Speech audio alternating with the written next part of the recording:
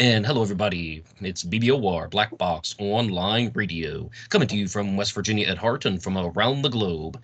And everyone, today is Wednesday, another Ripper Wednesday. Welcome to the show. On Wednesdays this year, I've been talking to you guys about Jack the Ripper, perhaps the world's most famous unsolved murder mystery. And today, I have the pleasure of being joined by Richard Patterson. He is the author of the book Jack the Ripper, the Works of Francis Thompson. And he has a fascinating set of observations that he has made about the Ripper case and his Ripper suspect, Francis Thompson. And we're going to go through all of that. And some of you who follow the show have seen my book discussion on Jack the Ripper, the Works of Francis Thompson. And I've also done direct responses to the book by Simon Webb, Jack the Poet, with Francis Thompson, Jack the Ripper. But for now, I would like to hear from Richard Patterson. Richard, how are you? I'm very good. Thank you very much, Ned. And where are you coming from? Australia, New South Wales, Byron Bay. So, Richard, first, what made you curious about Jack the Ripper years and years ago? Oh, I was at university in Melbourne studying philosophy, majoring in a Bachelor of Arts. And my mentor, one of my tutors, asked me if I'd help him write a book on murderers. And I agreed that I'd do some work on it. But I got distracted during the university holidays, our summer holidays. And at the last minute, realised I had to help this man out with his book. So went to the local library because the university library was closed, and the only books I could see were on Jack the Ripper when it came to true crime. So I picked up a couple of books on Jack the Ripper, and then coincidentally read a very small book on poetry by Francis Thompson. And I asked myself what he might be doing in 1888, and things sort of snowballed from there. Now, this is a very big question, but who was Francis Thompson? Francis Thompson was a Catholic mystic poet who was born in 1859 and died in 1907. He gained most of his fame as a poet in the 1930s and 40s, just before World War II. So most of his celebrity was posthumous, but he was known as a poet and a prose writer during the time that he was alive. So he's considered the greatest Catholic poet of the modern age. He's been praised by the Pope, by the Dalai Lama, by Gandhi, by Martin Luther King. He's been used in the US Supreme Court decisions. He's been very influential to other poets, but he's little known outside. Today, modern day, he's been a bit of a fanatical poet and zealot. His poetry was considered a bit too strong by the 50s and 60s, and he went out of favour. Okay, though, but this is a very, very big one. Have you identified Jack the Ripper? I think I have, yes. But how certain are you that your suspect is Jack the Ripper? You can use the scale of 1 to 10 or maybe percentages, 70%, 80%. How much? I'd say 97. 97% that Francis Thompson was Jack the Ripper. I'd say. And of course, you have your book out, Jack the Ripper. To be more, either it was Thompson or it'll be someone who's never named. If I look at all the named suspects, and so I've got Thompson at 100 metres away from Mary Kelly at the Providence Road Night Refuge. I'd have to have a suspect that's 50 metres away to be a better suspect. If I have Francis Thompson, that he had 6 years of medical school, I'd have to have someone with 12 years of medical school to beat Francis Thompson. I just can't conceive of another person that fits the requirements that we've been looking for. His actions before the murders, during the murders, and after the murders, to me, very much fit in with what we would be expecting for a character such as Jack the Ripper. Okay, though, but are you prepared to talk about other suspects and why you think Francis Thompson should be ranked higher on the list? Or is there something else from your book that you would like to share? Well, I'm very happy to talk about other suspects. I know about all the other suspects. I can't just research one. So I looked at all the other suspects. And when it comes to other suspects, you've got suspects that were named near to the time of the murders, and like Druitt, for example, but merely by being named, and Kosminski, just having the name mentioned makes them very much high on my list. But when it comes to suspects who weren't named at the time, Thompson to me is you can't beat him. He just, all the pieces fall together as far as I'm concerned. I think I just wanted to I guess, emphasise the fact that I personally think Francis Thompson was diabolical. And by diabolical, to me, it's a new category. It's not just psychopathic or sociopathic or schizophrenic or whatever it might be. To me, diabolical means it was a conscious decision to do evil and to be evil and to work to evil goals. And put his intellect into that, make that his prime motivator, such as you might have a pedophile who's a judge, and people will say, oh, he was a great judge and did great things for the community. But no, being a pedophile, everything he did was to get to that end point of that crime. And I feel Francis Thompson, that pretty much all he worked at was to do evil. And when you bring him up as a diabolical suspect, a lot of other questions such as conspiracy theories and who might have helped him sort of fade away, because if he's truly diabolical, he had the impetus himself. He had the foresight to move into that realm on his own accord, despite the fact that he, in his own murder story and other confessions and poetry, he does plead innocence, and says that it wasn't him that moved his hands, but another force. So it wasn't me. He struck the first blow. Is pretty much what he claims. Okay, though, but you have your book out, Jack the Ripper, The Works of Francis Thompson. However, for the audience of Black Box Online Radio, what would be some strong pieces of evidence that would indicate that Francis Thompson was Jack the Ripper? He wrote about killing women, more specifically killing prostitutes.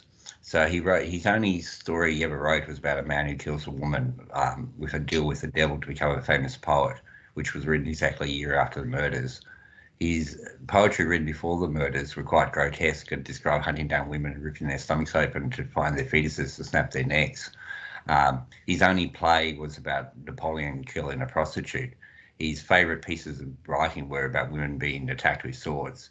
It wasn't just a singular poem that he wrote that talked about killing women, but his poetry, his plays, his prose discussed the concept of killing women, specifically prostitutes. So you've got that aspect of him, of showing his attitude. People might obviously say, well, if you write something, that doesn't mean you believe it. But Thompson wrote, what I'm writing, people should believe, because what I write in my poetry is a virtual diary and a confession far more intimate than you might have in a church with a priest. So Thompson expressed that his poetry was exemplars of his real life. Thompson studied as a doctor, and he was very committed to the course. He didn't miss a day's attendance apart from a short time when he had a mental breakdown. But he spent essentially 6 years studying the first levels of surgery, which was the practical side of things. The school he went to, Owens College in Manchester, where he did study, was an elite school that was well known throughout the country for being very progressive in its use for practical learning, shying away from the library and focusing on working on actual cadavers. And Thompson spent a small fortune on extra cadavers just so he could have more things to cut into.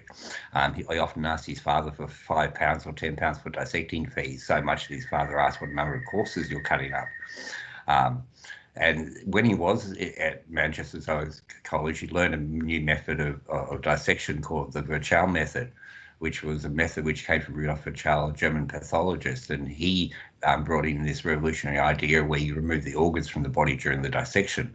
Prior to that, the organs weren't removed, but were in situ, were in place, and the surgeon who was doing the autopsy would look at the entire body and see how it was all interconnected.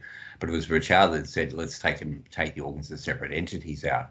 So Thompson was taught by his professor called a man by the name of Dreshfield, who was a student of Virchow. And Dreshfield was a very admired director of the school that he studied in. And so Thompson spent 6 years studying the Virchow method, which was remove of body organs from the dead. And when he wasn't studying, he was at the Manchester emergency room, working in the infirmary, which was pretty much the emergency room of the day, operating on patients and learning how to asphyxiate patients and cause them to be succumbed very quickly to asphyxiation or partial asphyxiation using a tourniquet so they could operate on the patients. So when he wasn't subduing patients and operating on them, he was cutting in cadavers. He did that for 6 years. but never attended the exams, so failed 3 times in a row. Thompson, all the victims were primarily worked as prostitutes, and Thompson fell in love with a prostitute. His only relationship in his entire life was with a prostitute, and it ended a couple of months before the murders began. And he was devastated by the fact that she fled him, and he refused to leave the streets even after he'd been discovered as a poet, so he could hunt down his prostitute. And that's when he moved to the East End, first to Limehouse and then to Spitalfield, the Providence Row Night Refuge. The night refuge was unique out of all the refuges in London because you could leave at any time of the day. Most refuges shut at 11 p.m, but you could leave at 3 in the morning, 4 in the morning, because it was for workers, for people who did menial jobs, and it had a shower as well. So Thompson could theoretically, from Mary Kelly's room, skip 100 metres down the road and have a shower.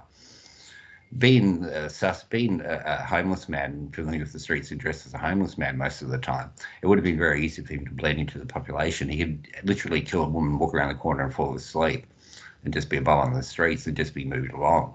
He didn't, he could, not many other murderers could kill someone and just walk down the street and just crouch against a wall and be and go unnoticed, but he could do that. So, and what else have we got? He was carrying a dissecting scalpel, which he used for shapewear, so we know it was razor sharp, and you've got the Jack the Ripper saying, "My knife is nice and sharp." There are connections to the crimes which I see pretty much just talk about Francis Thompson. Like you mentioned in your last episode how Mary Ann Nichols was known as Pretty Polly, and that Thompson's sister was known as Polly. But if you look at Annie Chapman, the murder of Annie Chapman, that happened at 29 Hanbury Street. And the sign at the front of 29 Hanbury Street said A. Richardson. Thompson's stepmother was Anne Richardson. He loathed her. He wrote poetry that discussed her torturing him and severing his head and drinking his blood out of dishes. And that's why he fled Manchester and went to to London, because he just couldn't, she wouldn't allow him in the home. But yeah, Thompson was a very strange character, so Annie Chapman, so she was Anne Richardson. So that in that particular murder, A. Richardson was the name of his stepmother on the plaster on the front of the shop, and the victim's name was Anne. So not only the place, the name of the victim was that of Francis Thompson's stepmother. Just each murder site harkens back to Thompson's peculiar theological outlook. Specific murders and incidences in the crime, such as Goulston Street graffiti, I think can be explained by Francis Thompson, for example. And the Israel Shorts Lipsky situation, I think, can be explained by if you look at Francis Thompson. Incidences and the grapes, eating of the grapes with Elizabeth Stride, it can be explained by if you look at Francis Thompson with Matthew Packer. Okay, Richard. So we have a lot of things to go through right there, but you did say something that I think is very important, and that is that Francis Thompson has this relationship with an unnamed prostitute. When I was reading your book, it just says that she is unnamed. They don't necessarily know who her identity was, but it was his only real love affair, right? And he spent years trying to either find her or go through some type of emotional process related to her. I'm going to ask you a very direct question. Do you believe that this woman was Mary Kelly? No. Okay. But I know that Mary Kelly is rumoured to have stayed at the Providence Night Refuge, and also there is another story that goes around that Mary Kelly knew a poet, and you have Thompson, the poet, who knew a prostitute. So, and because they were so close to each other, in location, it's possible they knew each other in passing.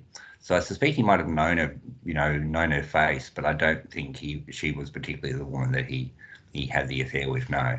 It'd be nice to say so, wrap things up, but no, I don't think that's the case.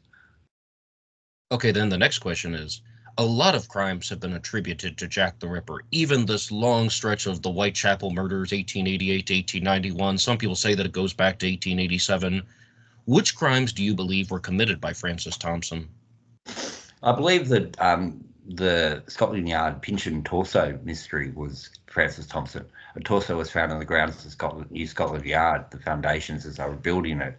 And I believe that without any evidence, but just based on a letter that Jack the Ripper is supposed to have written to the police based on that, about that murder, and the fact that the similarities of the letter had the themes of the letter harken back to Francis Thompson's outlook. And I think that Martha Tappan was a Jack the Ripper victim, and I think that she was, in a sense, first blood, just sort of gearing himself up. You know, I think that you've got the Canonical Murders, which were a statement, but I think he bloodied himself to, you know, can I do this? And I think, and also I think, in a sense, release a bit of his rage so he could be a bit more controlled for the sequent murders. And then I believe all 5 murders were, including Elizabeth Stride, were by Jack the Ripper, and ending with Mary Kelly. But murders after Jack the Ripper, it would be very difficult for Thompson to commit, because it was on around November the 15th, about 4 or 5 days after the murder of Mary Kelly, that Thompson was sent away. So he wouldn't have been able to commit the other crimes. Okay, though, Richard. But you talked about how Francis Thompson has this affair with a prostitute, and the victims of Jack the Ripper were prostitutes. But there's a book out there called The Five, which explores the possibility that none of Jack the Ripper's victims, the canonical 5 anyway, were actually prostitutes. I'm sure you're familiar with this theory, but what is your response to it? I think it's revisionist. I think it doesn't. To believe that, you have to ignore what people saw and believed at the time. You know, even back then, a victim, people don't want to call a victim a prostitute. You know, most times when victims were described, they're lovely people who are outgoing and the centre of attention and great personalities. You know, that's all victims. You never hear about a victim that's an asshole. they're always victims. So the idea of having to name them unfortunate women back then was distasteful, even at the time, to even accept that they were prostitutes. So it wasn't something that at first was proclaimed as a great thing. It was hesitantly mentioned in the press, and then, you know, and that's why it's, you know, they use adages such as fallen woman or corrupt woman or unclean woman or unfortunate, because they just couldn't bring themselves to say prostitutes. It was a difficult thing to talk about, but they had to, and they did because they were. Okay, but you said that you're comfortable talking about some of the other suspects out there and comparing to Francis Thompson. And again, for the audience, Francis Thompson is someone who had medical education. He had 6 years of medical school, but he couldn't truly become a doctor. And one of the reasons why is because he was bothered by the sight of blood. Is that right? Yeah, he was given the idea that it was the sight of blood, that the aversion to flowing blood, which he did not like. But working in a busy surgery for 6 years, you do learn how to cut into people and redirect the blood flow and regulate blood flow.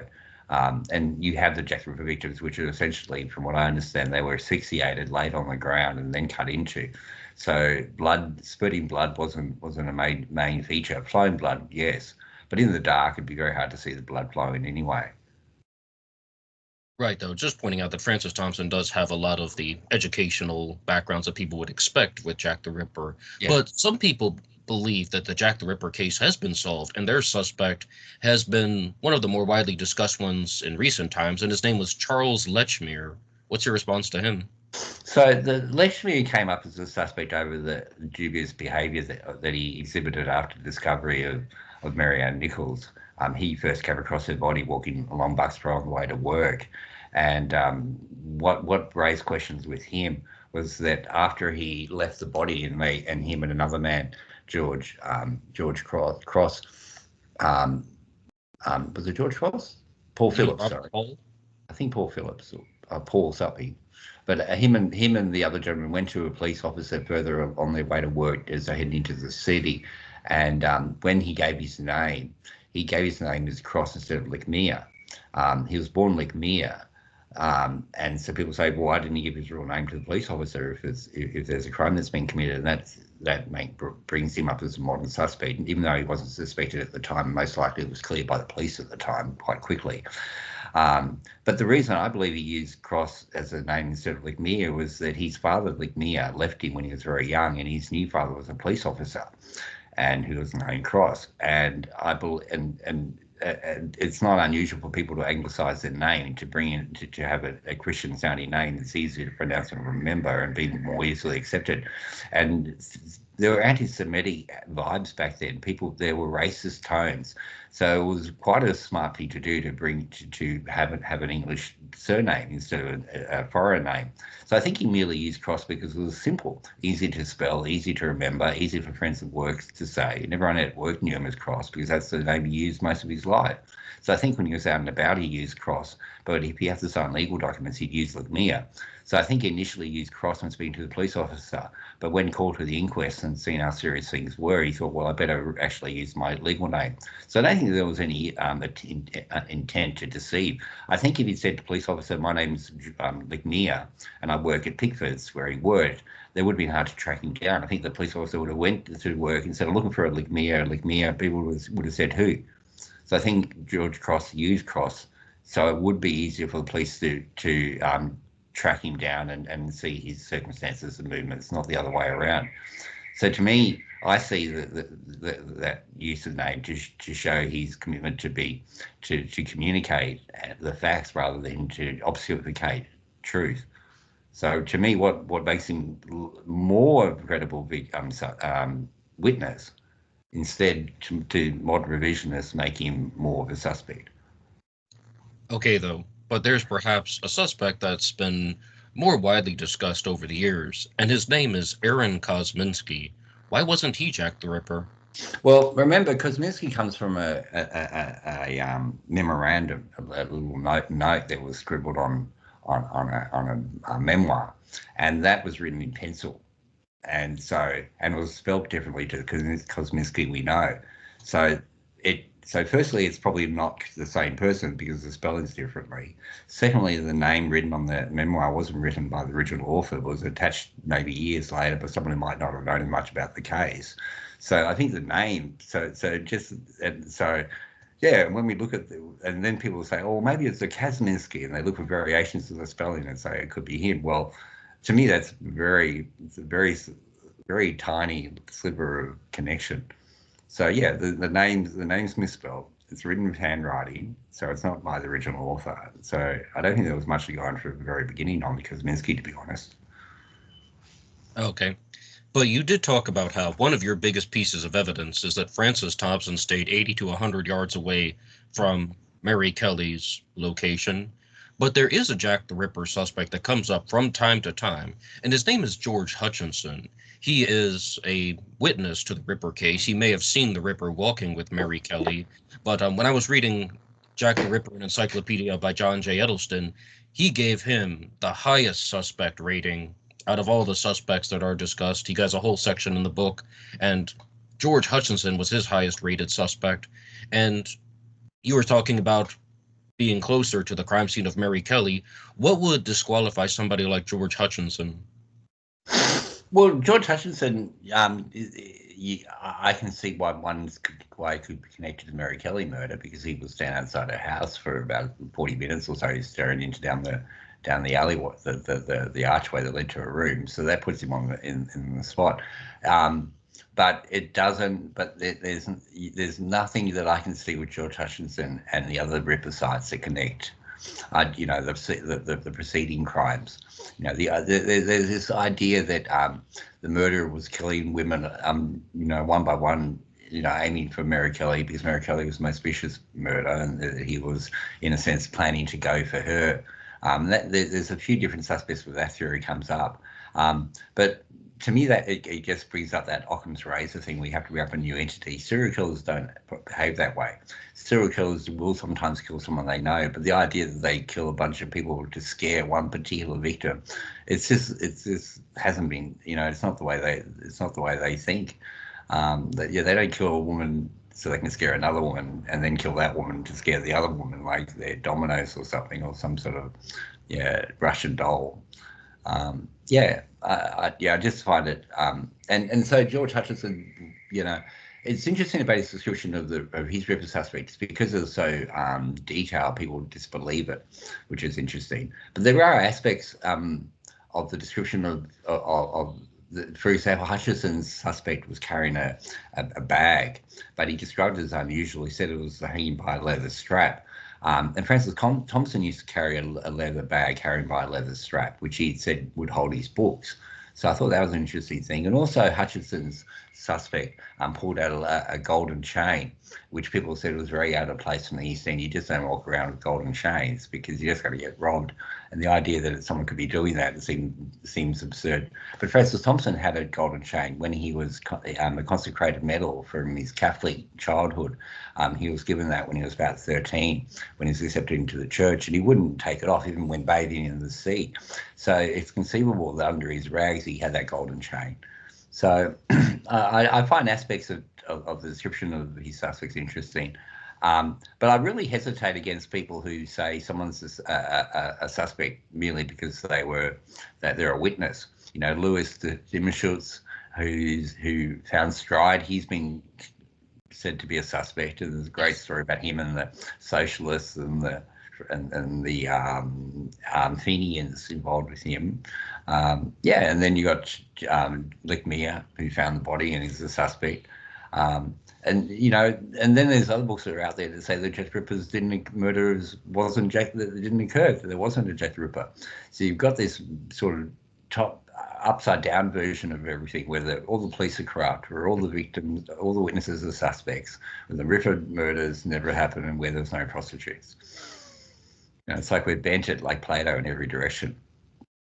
Oh, certainly, but there is something that we have to examine with the George Hutchinson story. And for the audience, George Hutchinson is a witness to possibly seeing the Ripper walking with Mary Kelly shortly before her death, and he gets a very good look at the perpetrator. He's able to recall an enormous amount of information. As Richard said, even he has a gold chain. He also said that he was wearing a horseshoe pin, and he estimated that he was around 36 years old. Like, he has a very solid observation of what could have been the Ripper.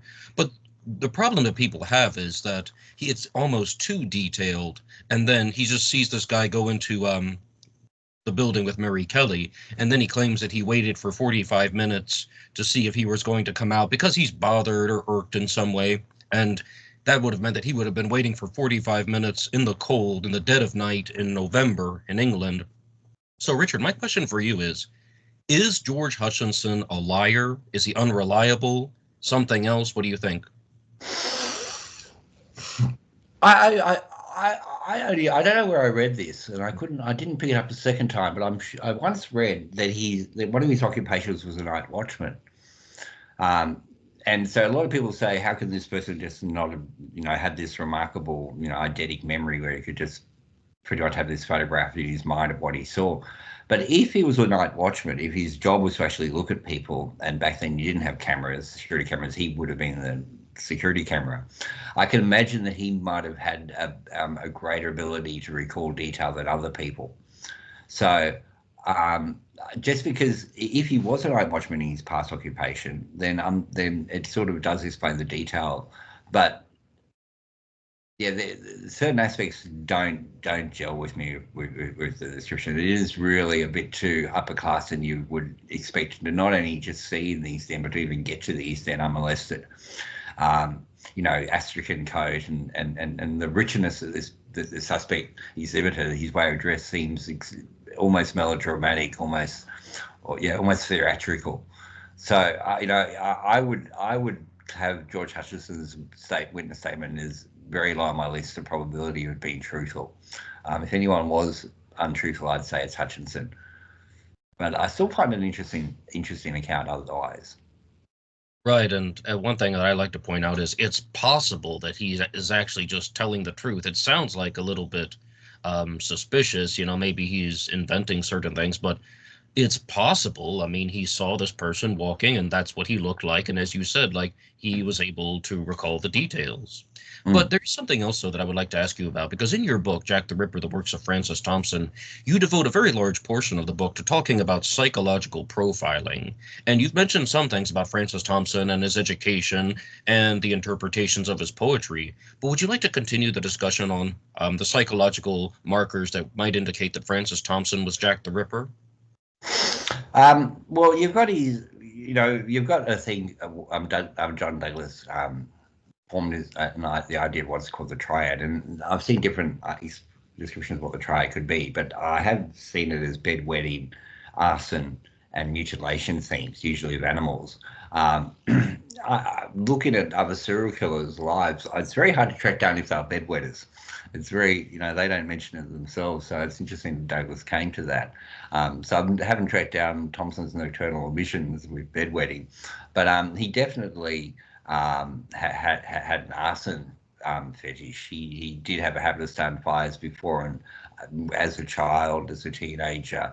I think the fire starting began with Francis Thompson began with the riot. He was involved in a riot in Ashton upon Lyne, outside at the outskirts of Manchester when he was about 8 or 9. And the riot went for about 3 days, and part of that involved setting fire of the family church and gutting it. So I think that the connection with fire and power and destruction came very early, I think, to his mind. So he always had a fascination with fires. He sits so close to the fire at school that he set fire to his trousers. So and he set fire to a house when he was older by leaving his pipe in his coat pocket. I really have to just mention the Lipsky thing. Now, this is a lot of people, when they look at Lipsky and Israel Shorts, they say the story is that Israel Shorts is walking along Burner Street and he sees Elizabeth Stride, another man, and also a third man exit the pub. And then this man accosts Elizabeth Stride. She calls out a couple of times. And while that's occurring, the third man who leaves the pub crosses the street and lights a pipe and is watching from across the road. And then the man who's struggled with Stride, as he leaves Stride, he turns to the man with the pipe, kneels out to him, Lipsky.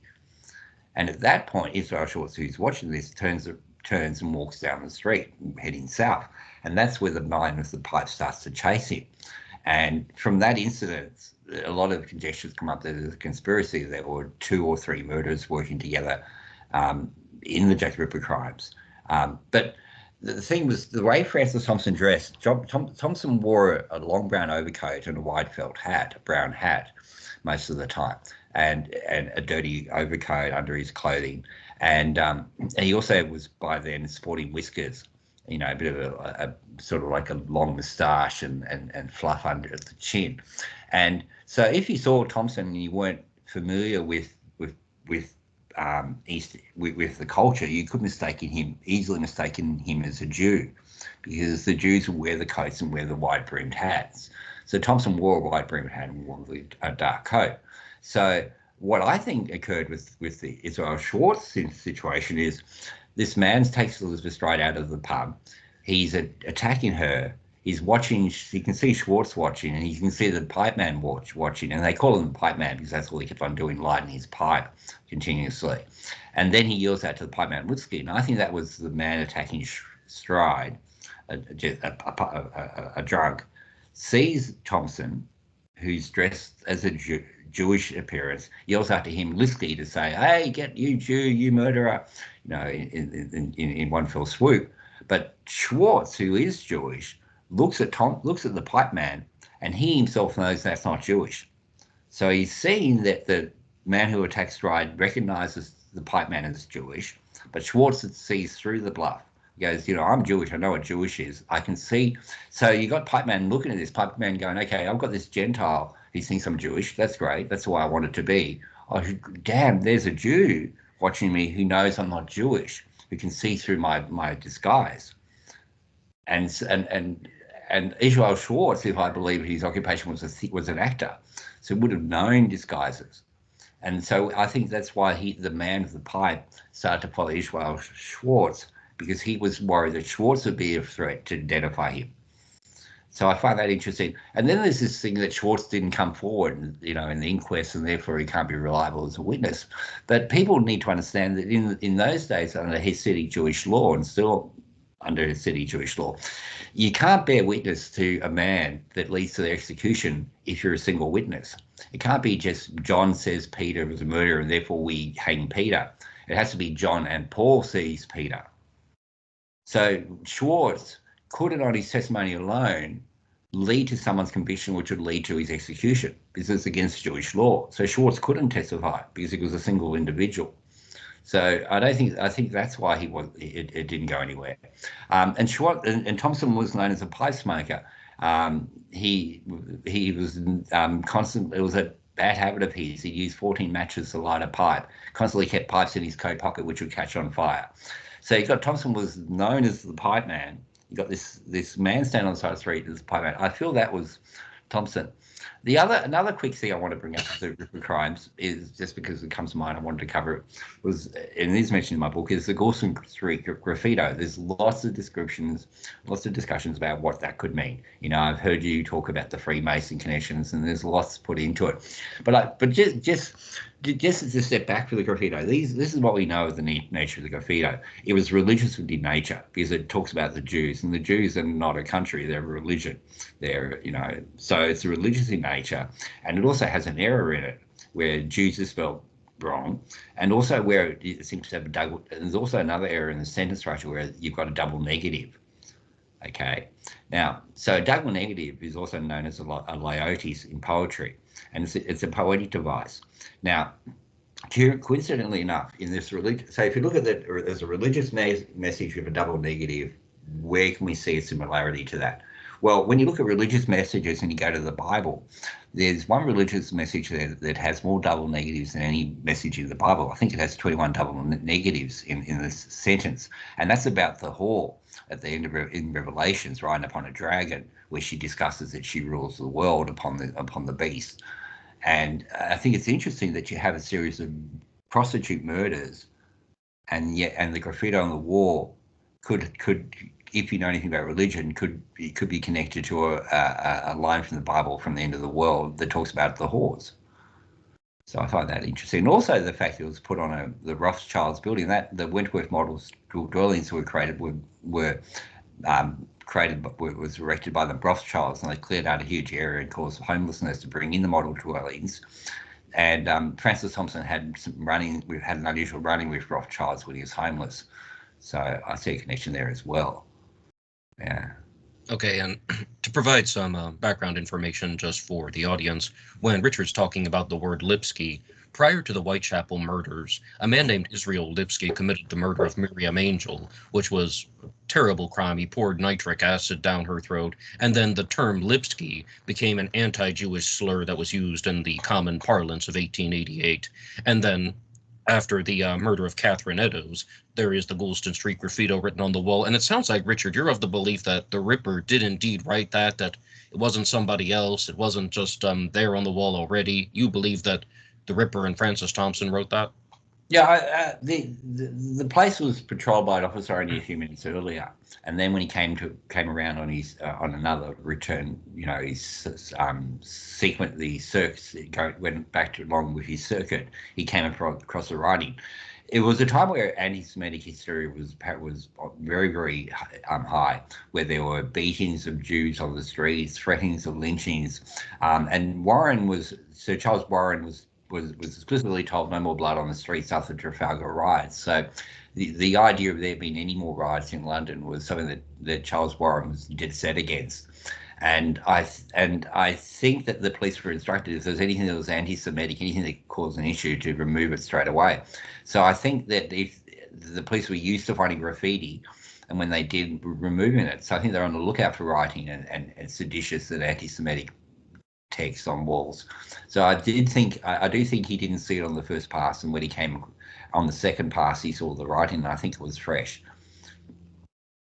Okay. And I think it was there to cause dissent. Oh yes, excuse me, Richard, but in 2022, around the end of the year, maybe December, there was a big news story that was going on related to Jack the Ripper, and that was that a cane was found in the archives that possibly had a wooden facial composite carved into the cane, and some people believe that that might be the only composite of Jack the Ripper. And because we've been talking about witness descriptions, do you believe that that cane actually features the face of the Ripper, or is it somebody else? I think it's somebody else. Yeah, I'd heard of that quite a long time ago, and so I was quite curious about the cane. But yeah, the cane, the features of the face are too caricature to be a real person. I think it's an amalgam of suspects. Oh, is that right? What do you think about the observation that it's actually the character from the book, The Curse Upon Mitre Square, and those were like novelty Yeah, cases I've at heard the that time, too, and Mad I've heard Monk that. Martin? Yeah, I've heard that too, and that also could be true. I can see that as well. Yeah, because it could be the Mad Monk from the Midas Square story. True. Yeah, I've read that, and I can see that as a possibility. Now, about Francis Thompson, he's a Ripper suspect who doesn't appear to have been convicted of any murders. But when I was reading your book as well as Simon Webb's book, it really seems like there are a lot of psychological elements that resemble that of a serial killer in his life. And you mentioned the McDonald triad about the bedwetting, the fires, and mutilating. Well, he mutilated dolls, to be precise, not animals, but he Mm. still has the mutilations. And you spend a lot of time in your book talking about some of this. And you also go through John Douglas's psychological profile of Jack the Ripper. And what would exactly be like the things that Francis Thompson experienced in his childhood that might indicate that he went on to be a serial killer? So he experienced a childhood where of persecution, where his first few years were idyllic when he was in Preston to the age of 5 in Preston in Lancashire, because that was a Catholic stronghold. So he would have had a sense of community, but pretty much from the age of 5, he had no community. The only people who ever came to his house were priests, male priests, and that was it. You know, he didn't have a single male friend of any lastingness. He didn't form any relationships with females. He had a very, very isolated childhood where he poured himself into books and literature and also literature that was a bit dark as well, such as Thomas de Quincey's writings, as he got hooked into laudanum at a young age. So he's got laudanum as, you know, to give him this fantasy life. He's studying surgery, and then you also have this childhood where he undergoes the riots as well. He also has it where and his parents were both Catholic converts, so they were very strict Catholics. So you had more Catholic than Catholic in a sense. And when the riots occurred, the priests had to leave town in Ashton upon Lyne. So then there was no community at all. There was no one who could visit the family. So Thompson was completely cut off from society for a long time, taking drugs, reading fantasy literature and macabre literature. And his sister died in the family home. His grandfather died in the family home, and most importantly, his mother died, and she doted upon him, and she mollycoddled him, and pretty much said he was a bee knees and gave him everything he wanted, including the dolls that he mutilated. And she died the day after he turned 21, and he was devastated by that. She died in the home of kidney disease, and her deterioration was quite marked and quite visceral. And Thompson wrote about seeing the slime of it and the blood of her dying and the discoloration of her body and the rotted away of her flesh. And his reasoning behind that was that God simply grew jealous of her and wanted her. So he had a very, difficult childhood. You know, drugs, not acceptance by friends, arson, mutilation, deaths in the family, deaths of his mother. Yeah.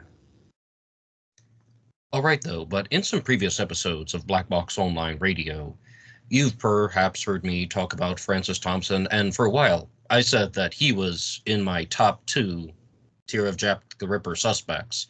And I was actually watching an interview with you, and you said one thing that made me move him a little bit lower down on the list, and then there's actually a second thing connected to it. And that was that Francis Thompson was a deeply religious man, and he would have been offended by prostitution, and this could have been one of the reasons why he was seeking out the women that he was targeting. But if he's offended by prostitution for religious reasons, it would also be against his religious convictions to commit murder. And this is also partnered just with another statement. Why have the affair with the prostitute at all? Because as you said, that was his only true love affair. And how does all of this come together? Okay, so when I first looked into Francis Thompson being Jack the Ripper, I thought, before I even looked into the crimes and the location and anything on any scale, I decided that it'd be really difficult to kill someone. You know, to actually take someone's life it'd take a lot of thinking, a lot of sort of self-motivational speech. It'd take a lot of excuses being built up into someone's theory. It'd be quite a sophisticated thought process to get to the point where you're going to kill and then kill again and then kill again, because killing is hard work. It's a lot of effort. There's blood and guts, and it's not a pleasant experience. So I thought, Thompson would have to be compelled to kill if he was going to break that commandment. He'd have to have a really, really good reason in his own heart, and he'd also have to have a belief that that's in a sense that he's justified. So that's why I looked very closely at the locations of Spitalfield, and I looked at the dates of the murders and the nature of the crimes, and looking into that, I could see where Thompson could have built up a theology around what he was doing, a sort of like grand narrative. For example, just one thing, so Spitalfield's. The word Spitalfield originally comes from the words hospital fields.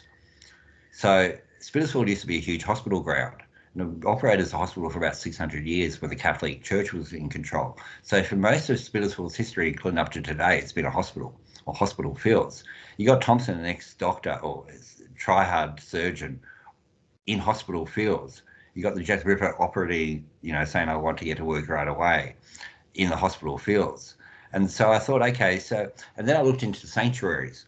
The idea of a sanctuary in churches is if you commit a crime, you could seek sanctuary.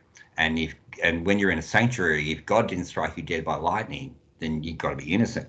So you couldn't be arrested. If the police wanted to get you, they would just surround the sanctuary and wait till you starved, thinking if God loved you, he'll feed you. So sanctuaries were a big deal, and they existed. And Francis Thompson's theology and Catholic perspectives, they were still in existence. And so to commit a crime in a sanctuary and not be struck by lightning meant that it was God forgiving my actions. So you got Jack the Ripper killing people in what was a sanctuary. To most suspects, that wouldn't be meaningless, but to a devout Catholic or Thompson's version of Catholicism, the sanctuary was a big deal. Thompson wrote poetry about sanctuaries and about how prostitutes were desecrated. Thompson wrote letters about sanctuaries and their meaning and history, and then he said that it'll come out in the future.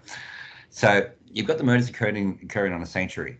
So Thompson stabs the woman or slices into the woman, and yet he still breathes. So what is God telling me? Am I doing the right thing?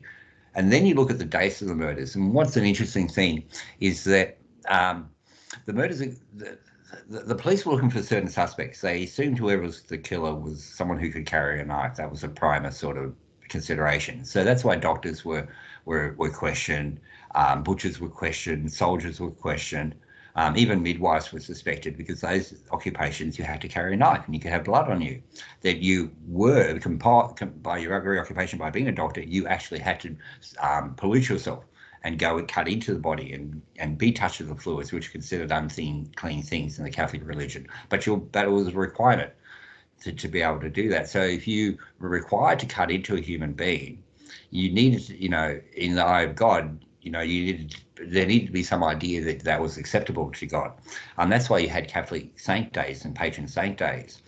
In the Catholic calendar in 1888, almost every day was a saint day and covered an occupation and protected occupations such as sailors and blacksmiths and carpenters. The patron saint days for the Ripper murders, the 4 days of the Ripper murders, the canonical ones from Mary Ann Nichols to Mary Kelly, fell on the patron saint days of butchers, soldiers, doctors, and midwives. And the chances that any one saint day would fall on an occupation that was similar to that sought by the police, such as a soldier, butcher, doctor, butcher, and midwife, is 1 in 24. If it happened 4 times in a row, it's 1 in 320,000. So it's a remarkable coincidence that that the murders occurred on days where the patron would protect you. So if you've got the Ripper killing in a sanctuary, killing under a saint day where you're protected by a saint, yet God does not kill me, I think you get to the Ripper Francis Thompson came to the conclusion that he was chosen by God to do this, even if he was playing ball on the other side. Thompson said that he was going to go to hell. he made a confession to the cardinal of the Catholic cardinal when after the murders, and whatever he said to the Catholic cardinal killed the cardinal because he died a few months later of shock. And Thompson wrote a poem about it, saying, to the cardinals, when you go to heaven or wherever you go, please tell them the secrets I told you, or so I don't walk in hell forever. But Thompson wrote that he was destined for hell, that eternal damnation. So Thompson was a big believer that if you kill someone, you're going to go to hell. That didn't stop him from killing someone, though. Well, allegedly, of course, because he has not been convicted, right? Allegedly. But, and Jack the Ripper is still a mystery. Yeah. However, though, Richard, there is a different book out there called Jack the Poet with Francis Thompson, Jack the Ripper by Simon Webb, and also exploring your Ripper suspect. What is different about your book compared to Simon Webb's book? Well, I think my book, as you said, does rely heavily on psychological profiling, I think, for one thing. And my book tries to provide some sort of insight into Thompson's mind. I try to really get into his head. And I also try to rely on a lot of contemporary literature to bring some surrounding sort of I try not to look at the Ripper case in isolation. I bring up other things that we learn through history, other crimes and criminals to show similarities, for example. My book is more of a biography of Thompson. It sort of does cover his childhood and other aspects of his life, and tries to answer questions. How could he have continued after 1888? Did he kill more people? Why did the Ripper stop? Why did Francis Thompson, if he was a Ripper, stop murdering? I tried to explore those aspects, and show that things aren't that black and white and cut and dried. That those urges to kill did resurface. Okay, fascinating.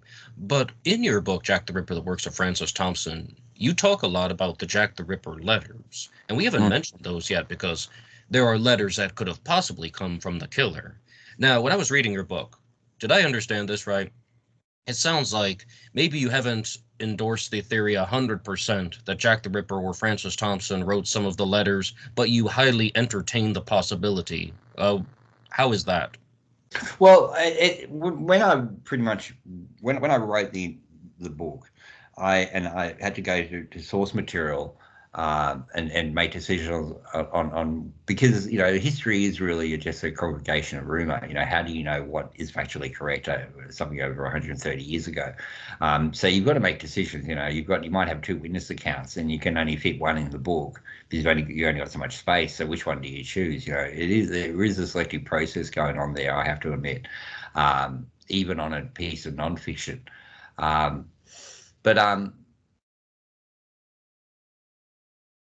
Sorry, what was the question again? Do you think that the Ripper wrote the letters? Yeah, I think he did. And the reason I think he did was that to say he didn't write the letters is to say the police were wrong.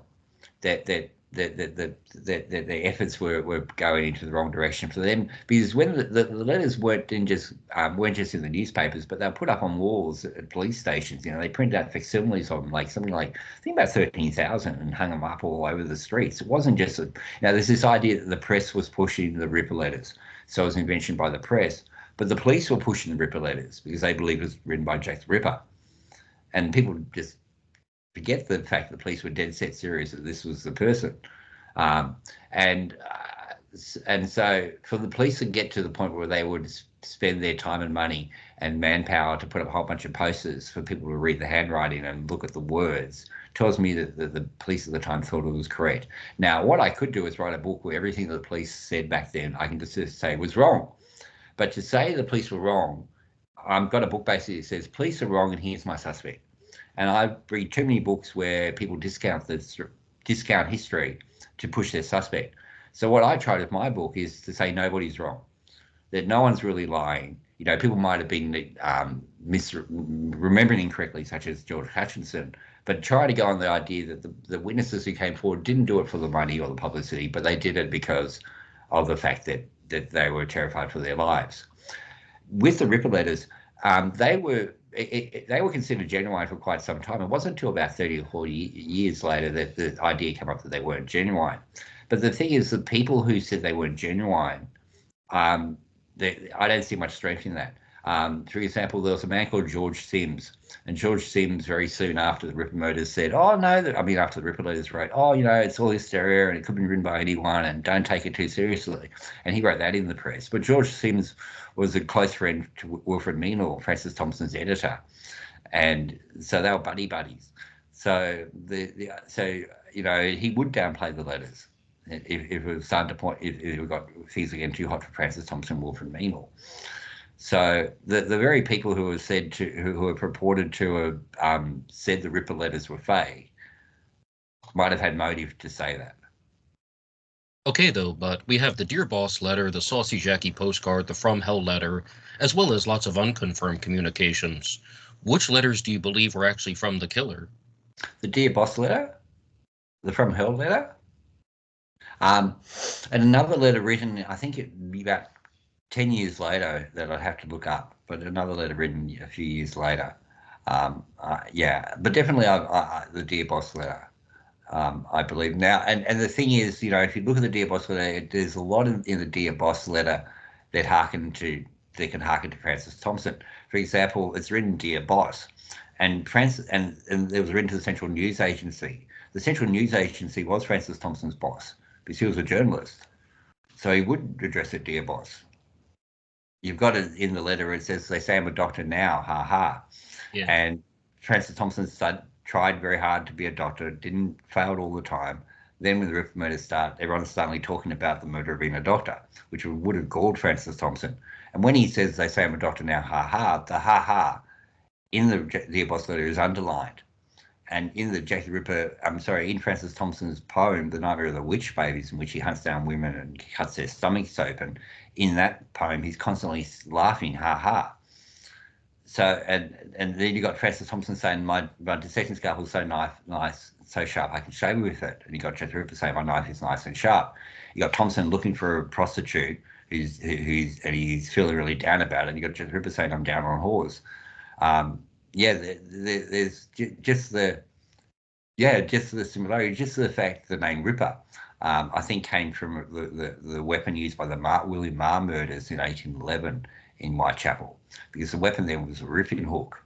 And I think Francis Thompson, who liked De Quincey, because Thomas De Quincey wrote about the Marr murders in a essay called "Murder Considered as One of the Fine Arts," and in that he discussed the murders being the worst murders that ever happened in the East End, because it was the Marr murders before Jack the Ripper, which were synonymous. And then you've got the Dear Boss letter where it says, "The joke about leather apron gave me real fits." Thompson in September of 1888 was wearing leather apron.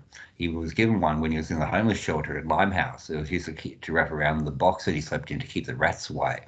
And he used to joke to the other inmates, that my leather apron's all the fashion these days. So you got Francis Thompson making jokes about leather aprons and Jack the Ripper making jokes about leather aprons. When I look at the lines in the Dear Boss letter, each line I can see has an aspect of Thompson's lie. And also the dumbing down of his handwriting. Thompson would do that. Thompson would resort to Cockney accents and dumb down his handwriting depending on who he spoke to. All right, and Richard, we are approaching the 1 hour mark, so I would just like to ask at this point, do you have any concluding messages about Francis Thompson or about your book, Jack the Ripper and the Works of Francis Thompson? Is there any final send-off that you have for the listeners of Black Box Online Radio? And before you go, I would just like to tell everybody, if there are any guests that you would like to have on Ripper Wednesday, you can put your ideas in the comment section down below. Is there a book that you would like discussed here on this program? You can also put that in the comments section. For larger things, you can send them to me at blackboxonlineradio@aol.com. And as always, you can hit the like button and subscribe. And Richard, the floor is yours. Yeah, I just wanted to really say how much I really enjoy your show, Ned. It's fantastic. I listen to your Zodiac episodes. I listen to a lot of what you have to say. I'd love to one day, if I have some time, jump into the Zodiac and see what sort of weird theories I can come up with. I see a lot of similarities between the Zodiac murders and Francis Thompson's mindset. Absolutely. This poetry, this occult, this symbolism, this mystical way of looking at the world, this sort of Twilight language view of the world. I see a lot of interplay. Yeah, I can see why you're interested in the Zodiac Killer. Well, that's a very good point. And you're going to start a 3-hour conversation because when we have the Zodiac, terrible person, he's a serial killer, right? But as you said about the similarities between Francis Thompson and the Zodiac is also very fascinated by art. He's always referencing books and literature and musicals and even comic books, maybe kids' coloring books. And it's almost this just very high in trade openness experience that this person is trying to convey, and it could all be done for dark and twisted humor. Now, a lot of that speculation on parts. I mean, things about motivations because we haven't identified the Zodiac or Jack the Ripper. But yes, I agree with what you said about Francis Thompson being similar to the Zodiac. Yeah, I'm hoping, you know, Francis Thompson fits the profile that, you know, whether he's a ripper or not, we don't know, but we do know he fits the profile really well, you know, the Douglas profile. So and I don't see a suspect that fits it as well as Thompson, you know, with the age, with the location, with the nocturnal walking habits, with the idea that he might be protected by people, all the things that Douglas lists. So perhaps to know more about Thompson's worldview and the way he sees the world, we could learn. It might help us with other crimes. That'd be great to think. It'd be good to think, but if it'd be nice to think. You know, the Holy Grail is to find out Jack the Ripper who he is, and to land on a suspect who himself is famous is like this weird Holy Grail times infinity sort of answer. But it'd be great if some real research went into Thompson, some sort of forensic research, looking at the handwriting, for example, because if we could deduce that he was Ripper, it could answer it could open up the mind, because we'd be lucky enough to have a serial killer who wrote a lot, who really revealed who he was. And I think that'll help us understand serial killers if he was. I think it could lead to a lot of breakthroughs in their psychology. Be nice to think. All right. And Richard Patterson, thank you so much. Thanks, Ned. Thank you.